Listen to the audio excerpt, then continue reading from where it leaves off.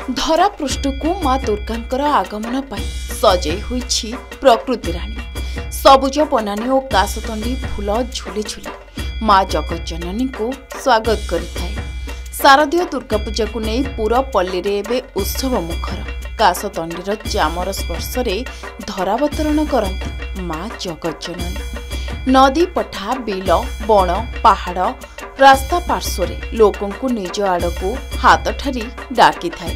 खिलिखिली हसरे सुवर्ण रंगरे लोकंक मन को किणी नहीं थाए काशतंडी। धरणी राणी को सुवर्ण चामर रे ढांकी शरत आसिले समस्त को देखा दे थाए काशतंडी। वर्षा ऋतु परे शरतर आगमन रे पसरा मेली थाए एही काशतंडी। माँ जगज्जननी आगमन को नहीं धरापृष्ठ एवं उत्सव मुखर गाँठू सहर जाए माँ को स्वागत करने को विभिन्न पूजा मंडप पक्षर प्रस्तुति चली।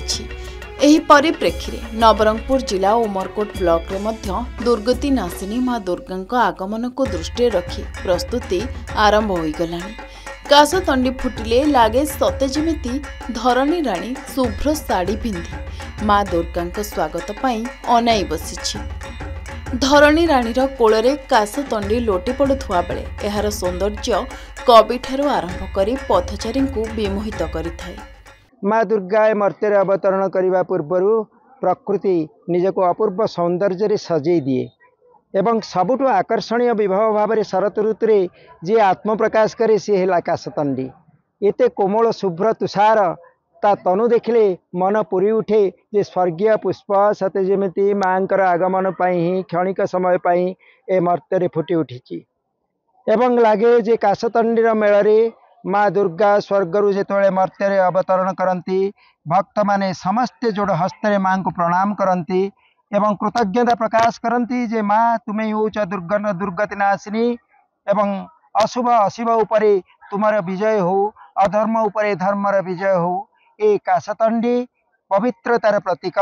ए काशतंडी कहीदिए मनीष को जे तुम्हें माने समस्ते मो भली शुभ्र हुआ पवित्र हुआ एवं गोटे उन्मिलित हृदय रे माँकर निराजना कर शक्तिभूते सनातनी माँ तम हृदय रे जागृत हेले तुम्हें शक्ति संजात भाव संसार सकल प्रकार कल्याण करि बरसार परे शरत आसई मरत को आज बरस परे अश्विना पवन थिरी थिरी आसी सागुआ क्षेत्र लहड़ी मारे कुआरी जन्नटा मुरुकी हसई नाना जाति फुले हसुची माटी सभींक मुहरे फुटी उठे हस खुशी मौजर काटिबा छुटी।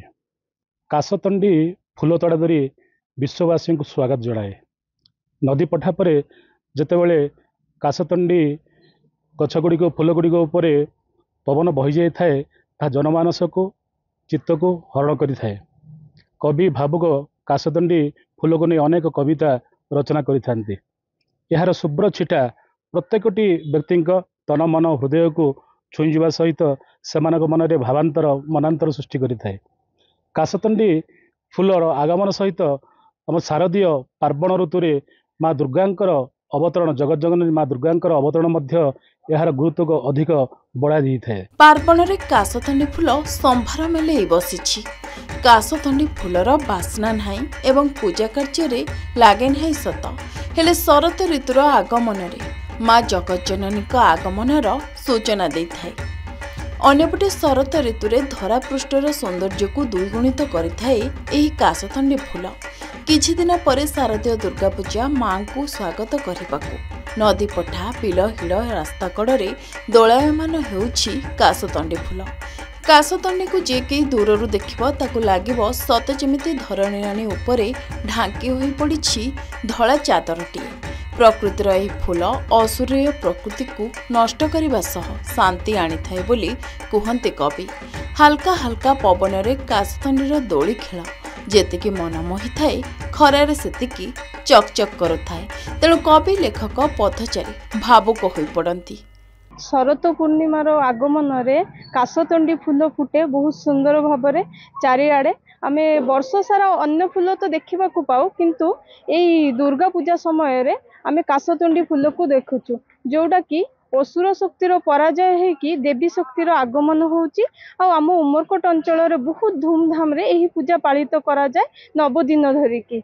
जोड़ा कि देवी शक्ति को आमे बहुत सुंदर भाव पूजा करुचु आउ सबु पेंडेल रे बहुत सुंदर भाव सजासजी चलची ता सहित चषा पुओ ठू आरंभ करिकी समस्ते एई पूजा को बहुत धूमधाम रे पालन करुचु। नवरंगपुर जिला उमरकोटू अनुराग पट्टनायक रिपोर्ट के न्यूज ओडिशा।